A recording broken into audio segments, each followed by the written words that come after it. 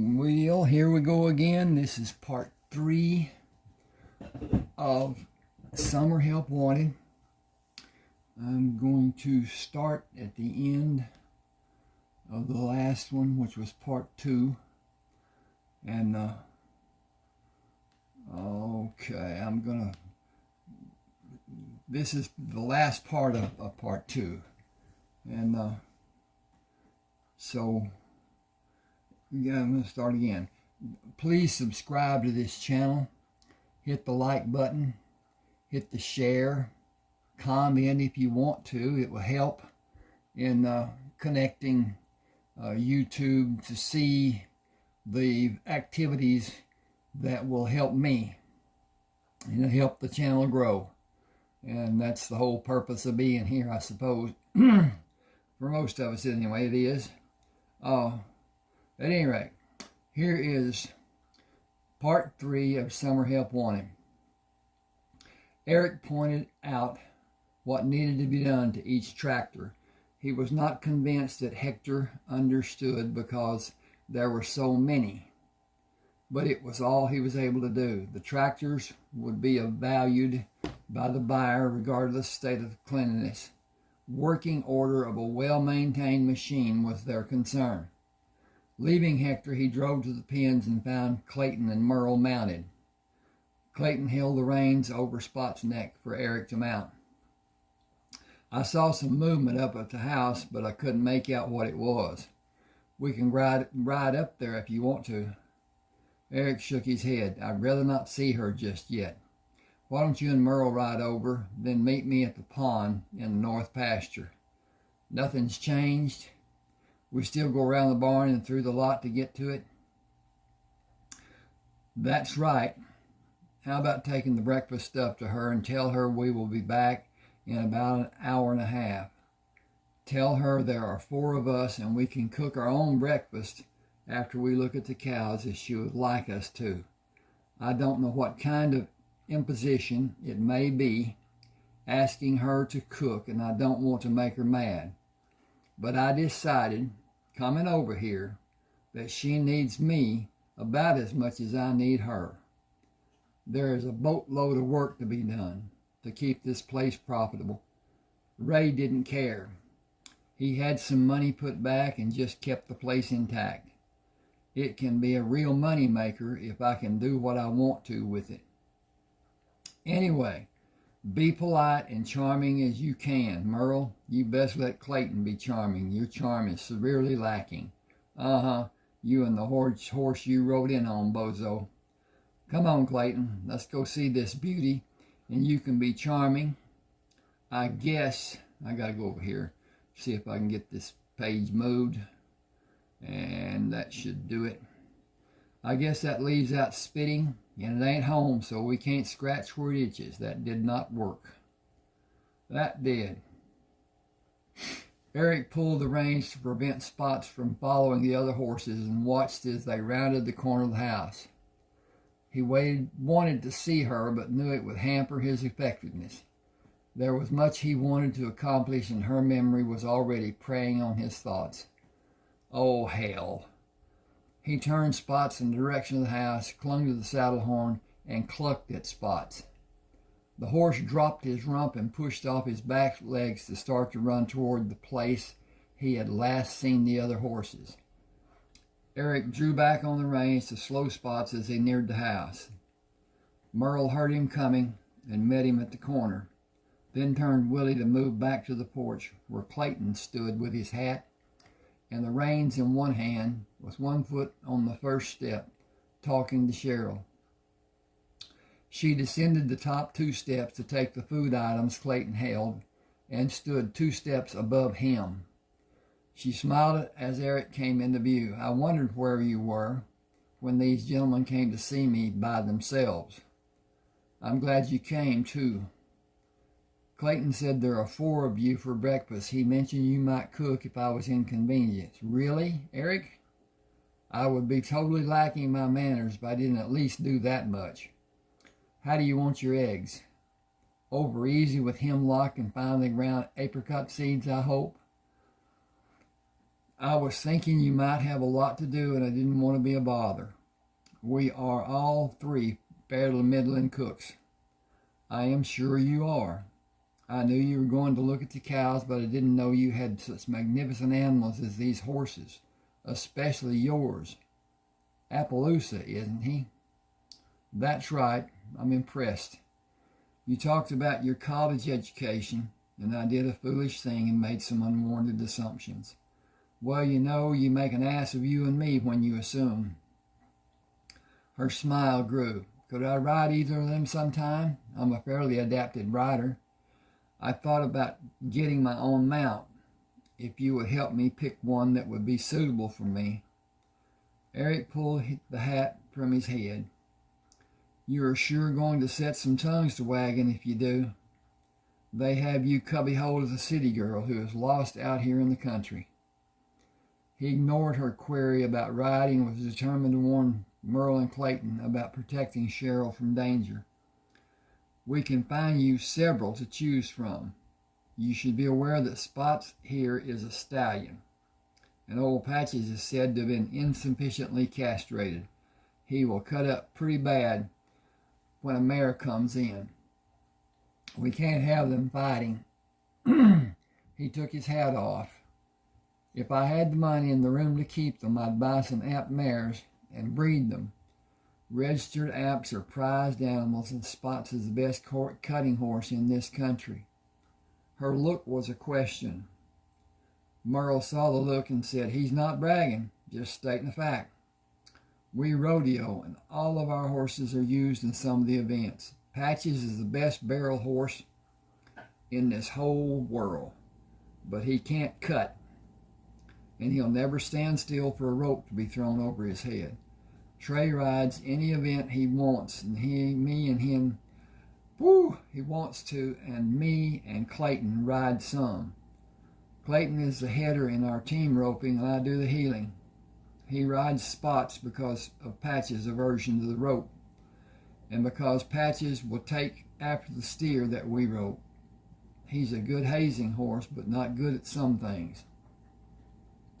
He hooked a thumb in Trey's direction. Trey likes bulls best, and me and Clayton ride a little, not all the time. I like living too much, and Clayton just doesn't like sitting on a bull. The humorous expression left his face. Trey is the best, ma'am. He can ride anything that has hair and do it better than anyone else. And Spots is the best cutter you've ever going to see.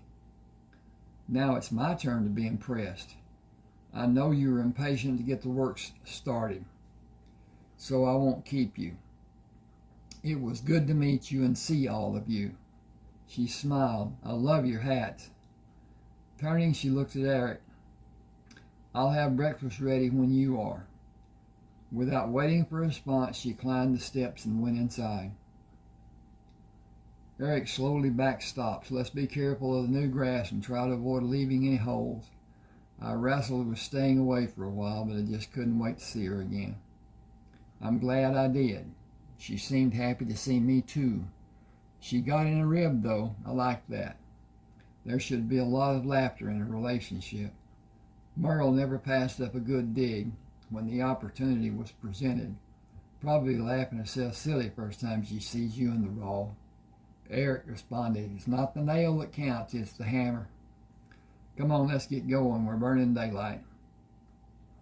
Each cow was checked for possible problems. Her ear tag was recorded in a thin tally book that each of them wrote in.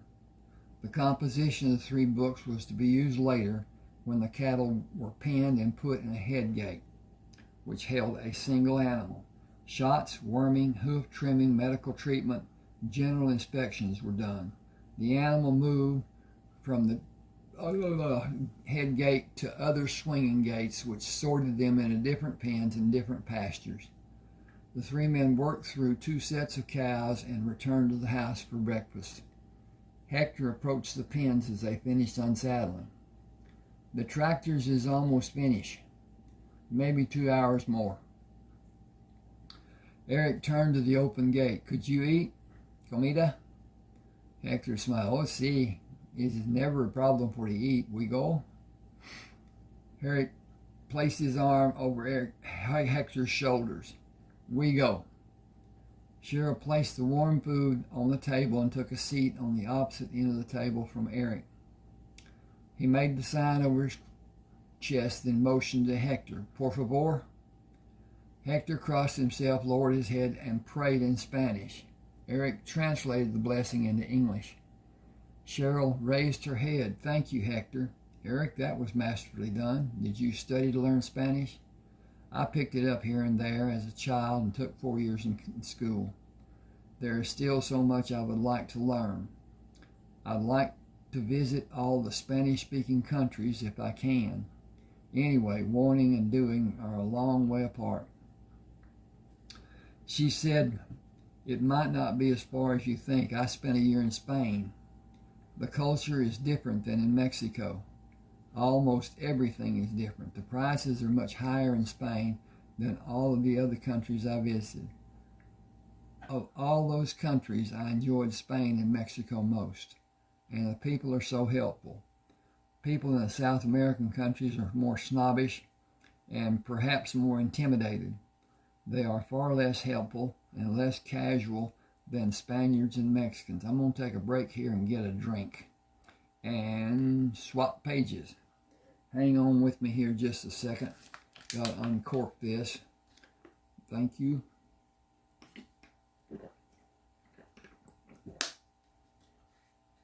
I'm back. She took her fork from the table and busied herself with the food on her plate. Still looking at her plate, she smiled. Of course, not right now. There are a few things I want to learn from you before you go. He flushed, and his problem affirmed its position. She saw him squirm and immediately began shoveling food into his mouth. She saw him squirm and immediately began shoveling food into his mouth. Merle and Clayton followed his example and finished the meal in silence. Hector glanced at each of the others, expecting conversation to continue. He thought, these Americans are so strange. My people never stop talking. Even with food in their mouth, they talk. Cheryl cleared the table with Merle and Clayton helping. Hector sat back in his chair when Eric motioned him to stay. Cheryl brought a large carafe of coffee, poured her cup, and passed the carafe to Merle. He filled his cup and the others' Eric took the bottle from his back pocket and held it up. Cheryl, would you mind? No, please do. May I have some? He poured, then spun the cap in place and handed the bottle to Hector, who smiled. Con permiso, por favor. Come on, knock yourself out. Hector was hurt when Cheryl laughed. Then he realized she was laughing at Eric's term of knock yourself out. He poured a generous amount in his cup and smiled as he handed the open bottle to Cheryl. To your health, Miss Cheryl. Cheryl drank from her cup to allow room for the bourbon and filled her cup. This is good coffee now that the main ingredient is in place. I am like Hector. I like a little coffee in my bourbon. How do our cows look? Hector smiled and sipped his drink. I come mañana, yes. Much work to do and Dios forgives. If I no go to Mass, I go later. Cheryl nodded her head in Eric's direction. Mr. Treybern, por favor. Eric questioned Hector. Can you work full time? Hogs, cows, dairy, farm, everything? 7 days a week. We can give you some time off now and then. Sí, no time off. Need mucho dinero. No need time off. Can you live in the tack room? It has plenty of room. We can fix a bed and get you a hot plate. Just remember, turn it off. Every time you leave, without fail, check to be certain it is off. Even if you haven't used it, make it a habit to check. See, I fix. I'm going to leave spots out here. Clayton interrupted. Hold on there. Our horses have been together so long, I doubt if they can remember when they weren't together. You take Spots out to work or something, and they will stand at the gate and nicker a little, and that's all. Come night time, and all the buddies better be together. There's going to be a ruckus like you haven't heard before. I know you need to have him here, but I know what we're in for if you do." Eric was somber. Do they need to be apart? No, that's what I'm trying to get across to you. You're missing my point. Can't all three of our horses stay here? There's plenty of pasture, and Hector can feed them. He may need to whack hell out of Patches a couple of times, but as soon as he has a routine established, all of them will welcome the food and Hector's presence. I got no problem with that. Have you, Merle? Makes no difference to me. Mama will be glad he's gone. He turned to Cheryl. You should be extra cautious around the horses. They are running stock, and they're more fractious than most you may have been around. Patches was sorely treated when he was little. He is a rebellious sort. Once he takes a liking to you, it's the other fellows had better look out.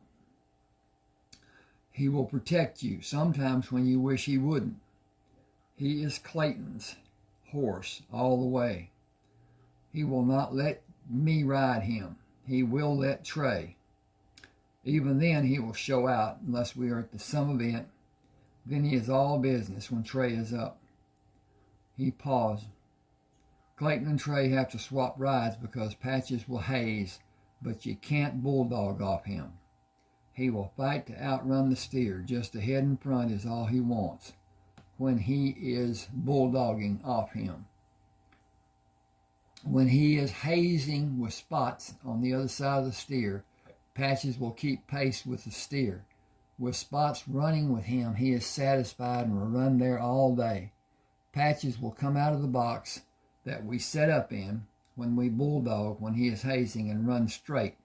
But that's the only time because he is teaming with Spots, and they never compete with each other. They are buddies, and they run together.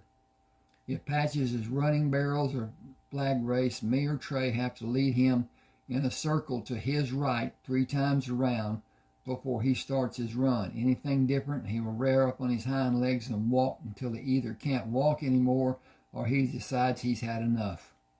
Nothing less, and that's constant. He doesn't change, and he will go after a dog in an instant with deadly force. He is strange in the way he will protect anything that is a baby. He will kill a dog in a heartbeat. He will protect a puppy like he is its mother. He has me completely dumbstruck. There are times when I could just shoot him, put a small person on his back, lead him in the needed circles, let him go, and you can collect the money. He has never been beat if he completed the run. He will haze the steer all day long because he can outrun them. He likes to outrun anything. He swells up with pride. He really does. You can see him do it. He shook his finger in the air. We will not run from a gate. He will not run from a gate on a short track because he fights the gate. You can't line him up against other horses to run a race because he will not run when they do. And then he will take out after them and will literally eat the hide off the one he catches. And he will catch the least one, if not all of them. They will all pay a price, and you can believe me when I say we have paid and paid dearly. He can't cut because he gets frustrated with the calf and takes after it. He is one hard-headed cuss. He looked at Eric. We can't figure out if he likes Trey or if he respects him because Patches can't throw him. He tried twice before his dim-witted pea-brain remembered that Trey rode him once before, and the second time he had the same outcome. Maybe he thought the first time was a fluke. He wanted to see if it was, so he tried again. Anyway, he either loves or hates most people. He has a small amount of middle ground, but it's really tiny. Mostly he hates people. Mama is at the top of his list of hated people. He will do anything you can imagine to someone he doesn't like. He tolerates me because I feed him, sometimes. If it wasn't for that, I wouldn't have gone pasture with him. If Clayton died, Trey is saddled with Patches, because he is the only living soul except Clayton who Patches will pay any attention.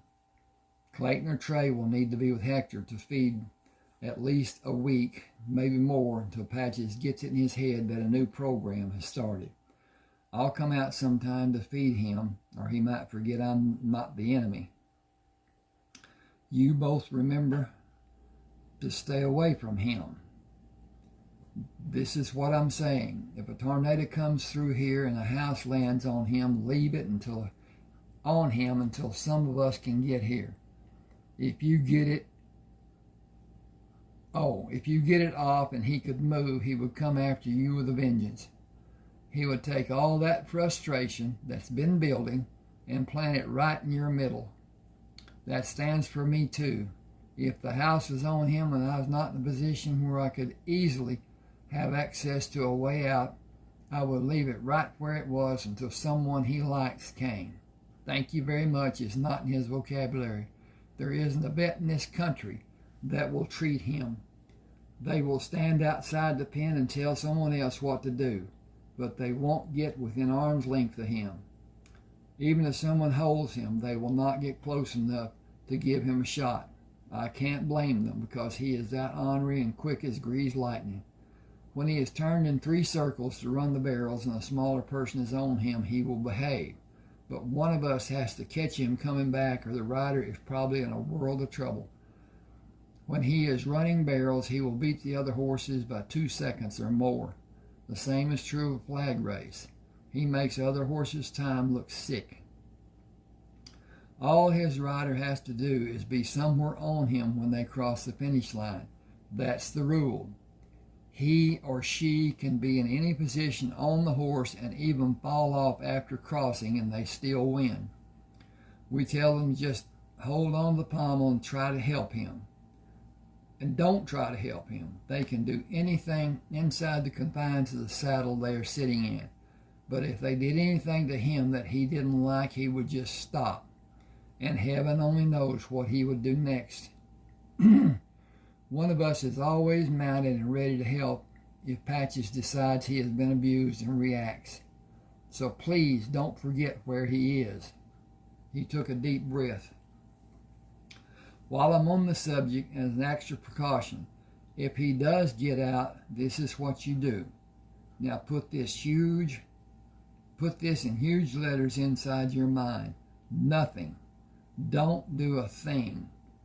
If he is not inside a strong fence, don't think you have time to get out of the car and get into the house. Don't think you can make it from the outhouse.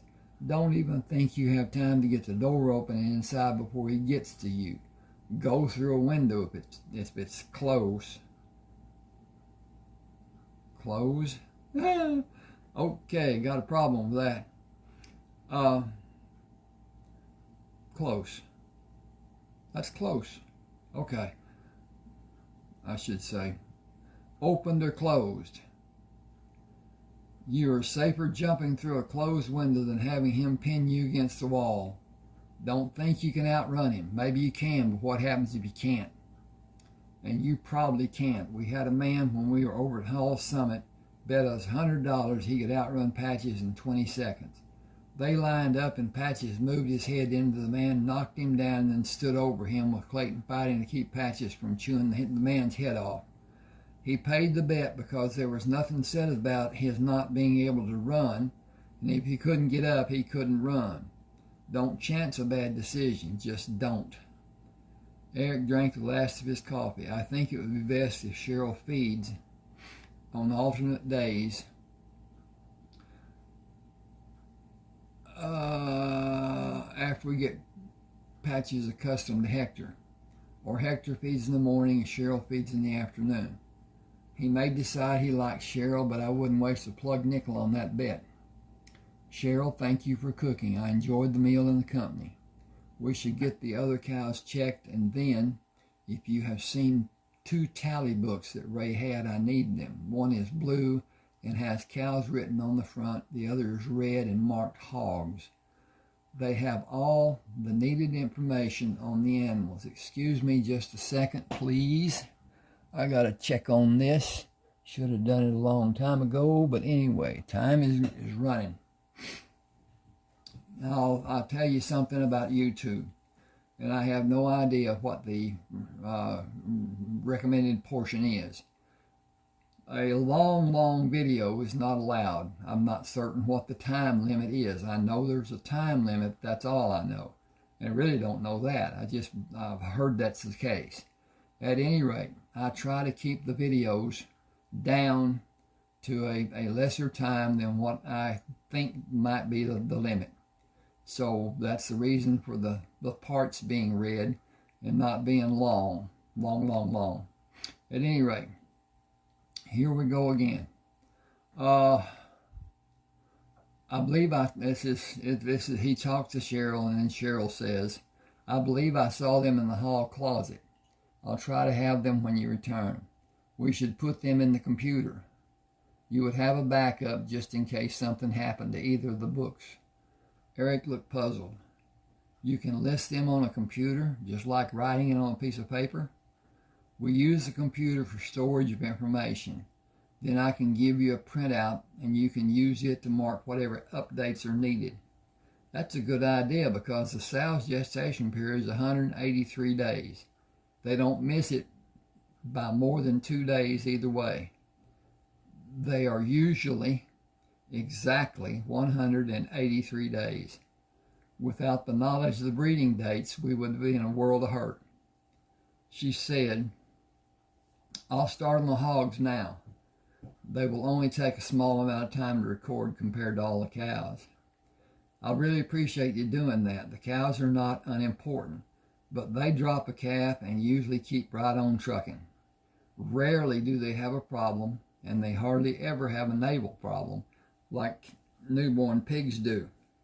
Their problem is usually a breech birth. If it is caught in time, a shot can be given that will stop the contractions and the calf may be turned around. That is also a rare thing. We usually get the pullers out and start the process of very gently cranking it out. Got to change pages. You're going to be called on to help. He raised his hands. That is a foregone collusion. That is a foregone conclusion. It is an easy thing to do when you consider there are 2 lives you may be saving. Cheryl looked frightened and only nodded her reply. Eric put his coffee cup on the table. We have agreed to sell some, even most of the equipment. This farm is just too big for small machinery. It's impossible to continue as Ray had been doing. And I know he would want the farm to be as productive as possible. Merle, will you call the man we saw at the last VFW dance? The one you went to school with that deals in farm machinery? Isn't his name Ralph? If you could get him out here today or tomorrow, I think he would be our best bet to get what is needed. We can find it if he doesn't already have it. What do you think? I think that sounds like a plan. Cheryl, if I could use the phone? Sure. Do you need the book? No, I have his card in my wallet. His name is Ralph Tillman. He is the most honest man I know aside from Trey. He'll be glad to come out. It might help if he had a home-cooked meal. Anybody cooking? Anybody feel like cooking? He went to the phone without waiting for an answer. Cheryl smiled mischievously. Mr. Treybern and I will volunteer, won't we, Mr. Treybern? He sang slightly off key. Anything you can do, I can do better. She picked up the song. Anything you can do, I can do better. I can do anything better than you. No, you can't. Yes, I can. No, you can't. Yes, I can. I can do anything better than you. Clayton applauded their effort. You should take your act on the road. Please take it on the road, or out in the barn, or over the west pasture. Please, no joking about it. You two are really, and I mean really very, he paused an extended period while he contorted his face, really, really bad. Could I get some more coffee? If you're going to be a critic, you can get it yourself. Cheryl, would you be a dear and pass the coffee? I was taught to never reach across the table. She lowered her gaze and made a mock scowl. You better reach, partner. Merle made the call and returned to finish his coffee, standing over his place at the table. He will be here after noon, and you can cook a meal. He said he would love the food and the company even better. He asked what you wanted. I told him we were upgrading to a larger operation.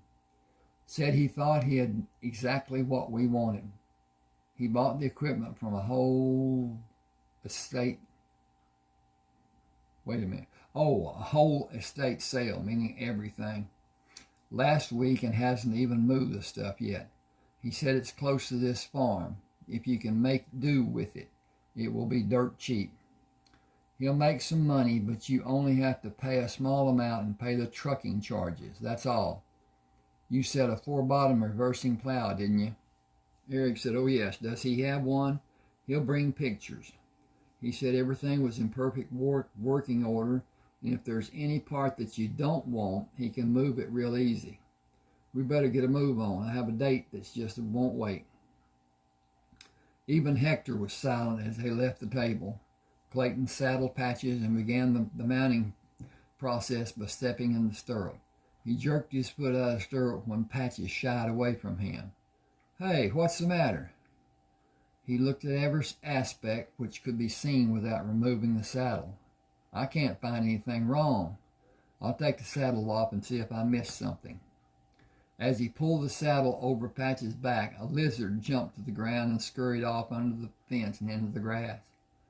How did he know that thing was there? I picked up the blanket and saddle, and I didn't know. He might have felt a tickle or some kind of movement, but that wouldn't tell him much. And some people call them dumb animals. Makes me wonder who the dumb animal really is.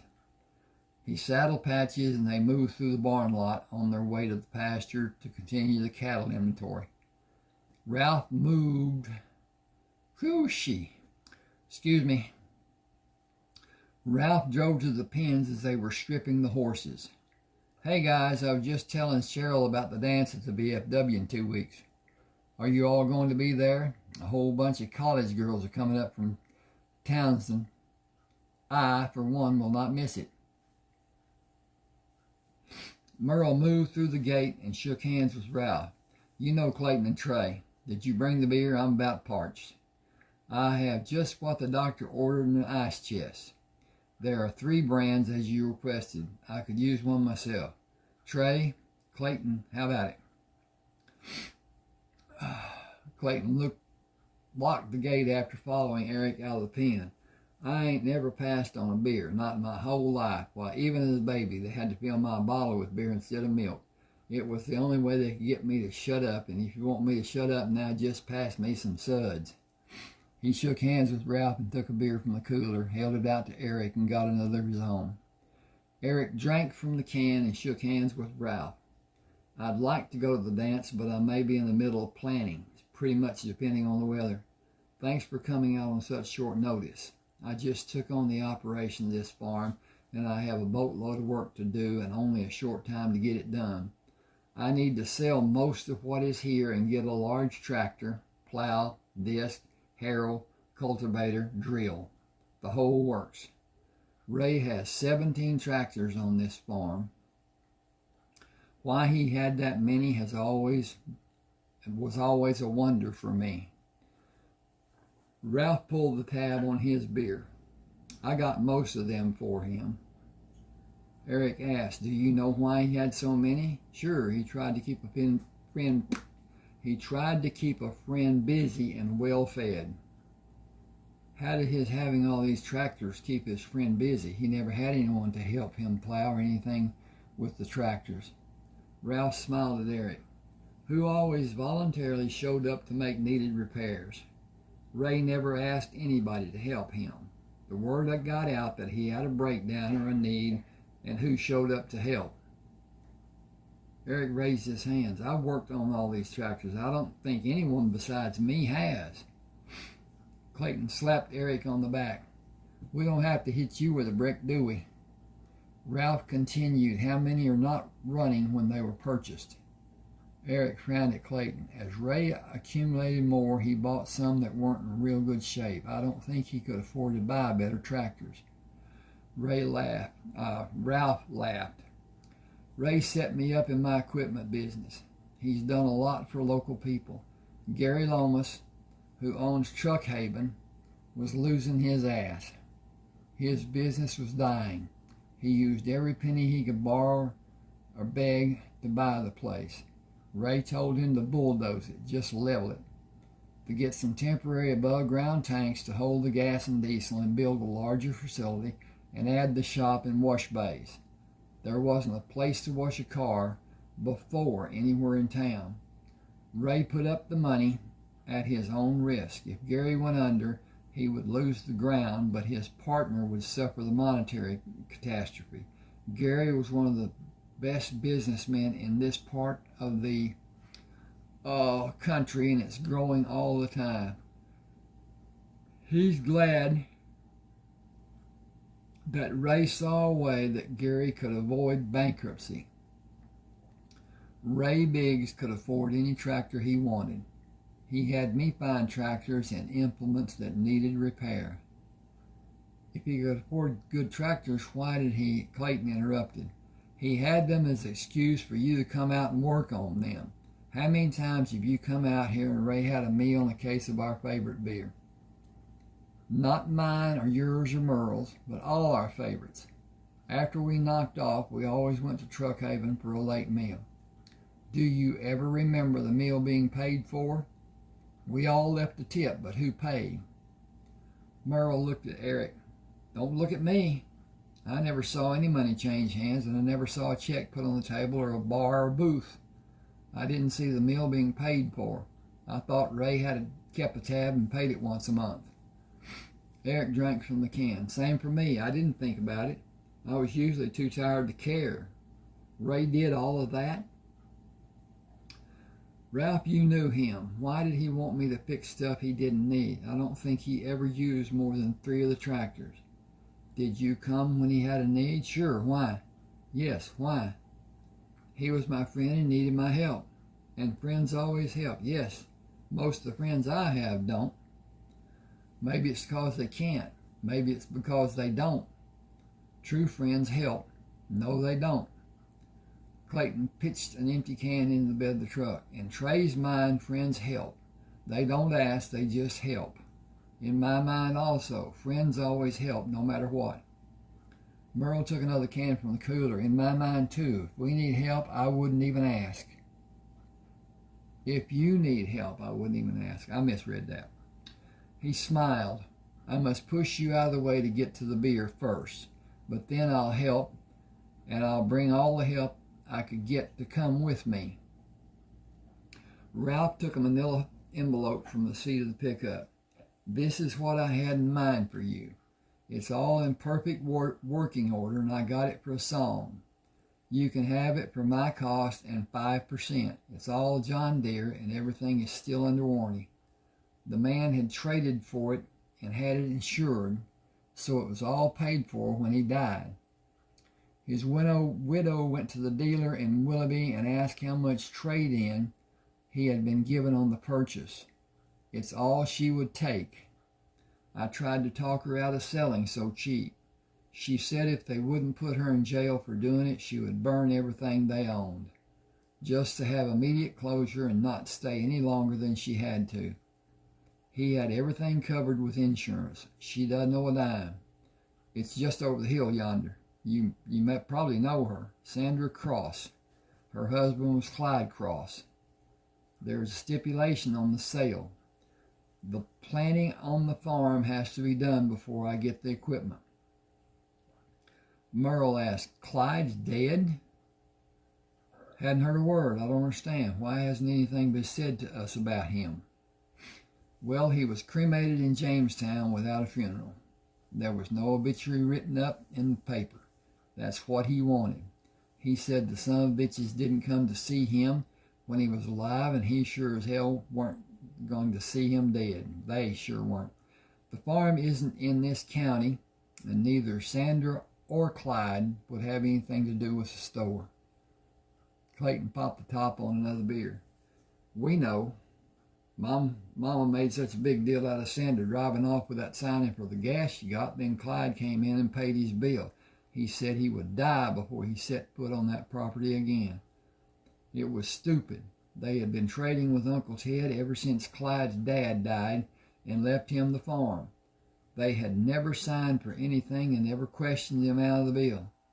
Aunt Christine had an affair with Clyde before him and Sandra married. Uncle Ted and Aunt Christine were engaged. It just about came to a killing, but they all talked it over and got it straightened out. I feel terrible about Clyde dying and leaving Sandra. I need to drive over and see if I can do anything for her. I'm going to now. Trey, can I borrow your truck? The trailer still hitched to ours. I wish I'd heard before this. Sandra is a special lady. He laughed. I know she is because Patches likes her. Right off the bat, she walked up and petted him before I could stop her, and he nickered like a newborn foal. I have to go. I can't wait. Merle put the empty can in the bed of Ralph's truck. I'm going too. Eric turned to Ralph. I have to go too. The tractors and implements are back of the barn in the two sheds. I really haven't come to a decision on which needs to be sold, which I want to keep. If you want to look at them and price each piece, we can talk later. I need to see her. You understand, don't you? There's no hurry. I can look later and ride over with you if nobody minds. They left Hector and drove both pickups to Ray's house. Eric rushed inside. We just got some bad news about a friend dying. We're going over to see his widow. Do you want to come? They are old friends and we haven't been told that he died. This is quite a shock for all of us. Give me a minute. I'll take her a plate and be with you in a shake. Get my black jacket out of the closet. Sandra welcomed them and offered to make coffee. She graciously accepted the plate Cheryl had prepared. I'll get it back to you. You must be Ray's niece. He had planned to visit you, and then Clyde died. I have hardly left the house. You boys, he loved all three of you. He regretted not having a funeral because he was afraid you would get your feelings hurt, but he made me promise years ago that there would not be an obituary or funeral. I couldn't even call to tell you he died. He said sooner or later you would come by, and there was nothing you could do for him when he was dead. Clyde was good to me, but he had some ideas. Merle shook his head. I'm about the same way he was. Just these people here about all my friends. Then there are a few of my relatives who matter. Just about the rest of this world can take a flying leap off a high cliff. Whew. Excuse me a second. I got to check on the time. And it's about time. I'll go a little longer. We have a cooler of beer in the truck. We'll bring it in if you say so. Now, don't carry on about it not being right. We never have been here without popping a few tabs. You haven't bought any since Clyde passed, have you? She held her eyes down. It wouldn't look right to some folks. Cheryl patted the back of her hand. Please, tell them bring it in. I could use a few, but I don't have to drive anyone home later. Sandra, I would love to take you shopping. There must be a lot you need. We could go into Willoughby or head north to Reedsville. One is as good as the other, but Reedsville is dry. I miss having a nightcap, and I'm old enough to have a belt whenever I want one. You are too. Sandra wiped her eyes with a tissue. I just want to get away from here. It is pure torture being here without Clyde. I have loved this house so much, but I loved it with Clyde in it. Without him here, I feel guilty for still living. I need to get away. I wish I could burn it. I think that is the last tribute I could give Clyde. People talk about how some people burned those things they left behind when they moved. I think I understand. I think it was out of respect.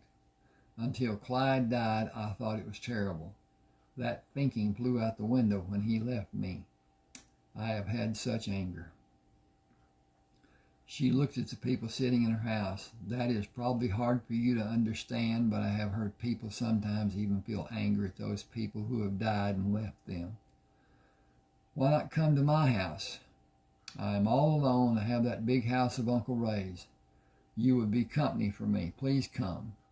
You have so much experience living on a farm, and I'm lost. I found out how lost last night when Eric talked to me about what needed to be done. Sandra, I need you to come. Please say you will. It will be so good for both of us. Please. I hate to be a bother, but I would enjoy it. I can be ready in a short time. You won't be bothering. It will be fun. We would have more choices if we were near a larger town, but we can make do. Boy, I'm getting my tang all tangled. How long has it been since you sat in the street corner and whistled at the men going by? Oh no, I could never do anything like that. I would die of embarrassment. Are you some spring chicken who has a whole lifetime ahead, or had you better grab life before it passes you by? You're going to get me in trouble. I can see us in jail already. We'd have to whistle at the guards if we were.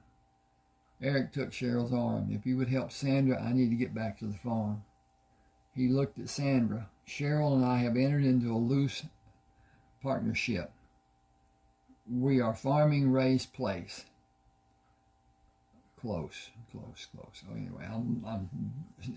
anyway, ruminating on close that I read back a while ago. I'll be working at my day job in Willoughby and spending a lot of nights on the tractor at the farm. I'm going to fire up Clyde's tractor and take them both back to Ray's. Are you okay with that arrangement? If it bothers you, we can do it another time. I was going to wait until I get you alone. Cheryl interrupted. Sandra Cross, I'm ashamed of you. You should wait until both of you are alone before you come on to him. I can see this is not going to be easy. Cheryl, you're embarrassing me. I want to talk to Trey about buying the farm, you stinker. Eric was shocked. You must know I don't have any money. Money don't matter for us right now. Clyde and I have talked, and he wanted you to have the farm if something happened to both of us. You are mistaken about one thing. Clyde had you as a beneficiary on one of his life insurance policy. He instructed me to wait until your divorce was final. He hates Kay. I didn't say that right. I should have said he hated Kay. The other woman in this triangle is his sister's stepdaughter. He didn't want Kay to have any part of his labor. She looked away from Eric. Merle and Clayton have a policy too, $10,000. They have to throw a kegger as soon as they get the money and drink the first toast to Clyde. You both know what the problem was between us, Ted and Christine. It didn't involve you two, and Clyde was so happy that we are still friends. He had to protect me and would not have me called a thief. He, being who he was, did the only thing his conscience would allow. But he loved you boys. Your outings, as he called them, brought him such a joy. I can never tell you what they meant to him. He would come home acting like a little boy. She looked at the floor and smiled. I was thankful for that too. She looked at Eric with a determination she had not exhibited before. You have to plant before the tractor leaves the farm if you want the farm or not.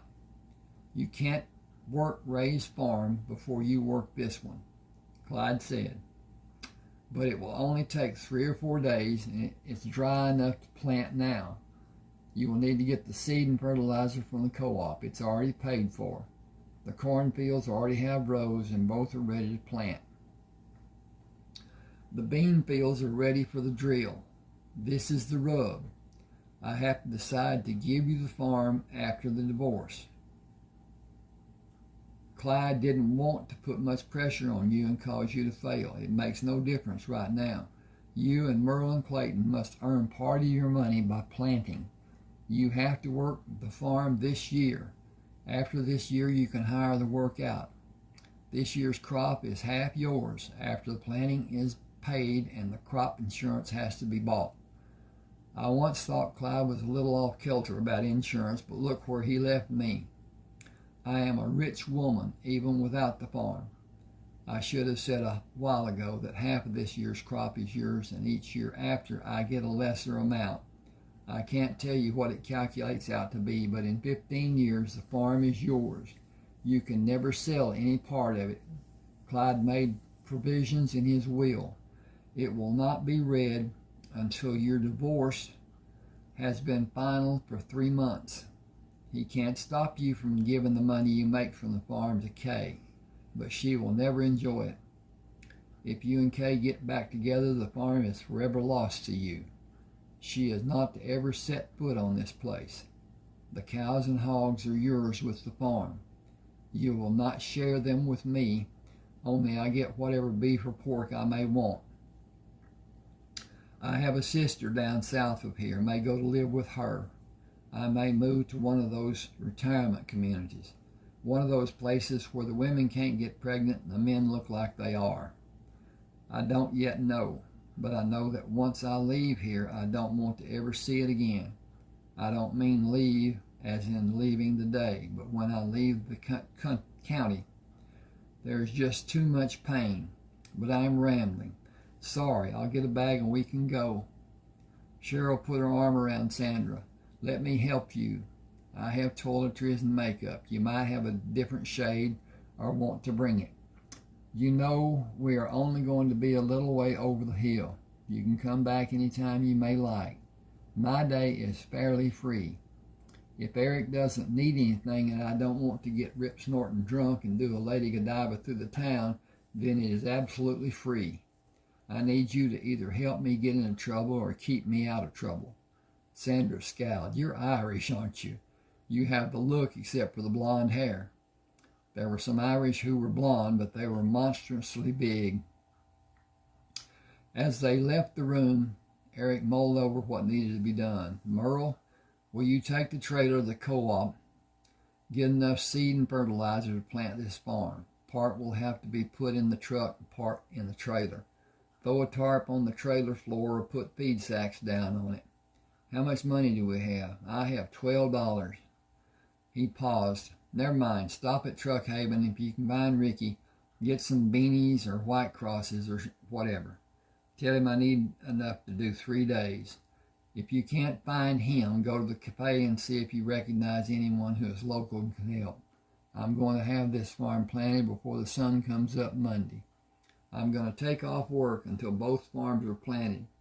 If they give me any shit, they can take a flying leap at a rolling donut. I'm going to look now, and I think I'm going to stop this and talk a little bit about subscribing to my channel and do a sharing. Please hit that like button. It helps a lot. It helps the channel grow. At any rate, this is the third part of the reading. We'll do a fourth part, and then I'll go on to another book. I have 30 ebooks on Smashwords, and I'll leave a link to this book on Smashwords on the description part of the video. Thank you for being with me. Hope you enjoyed.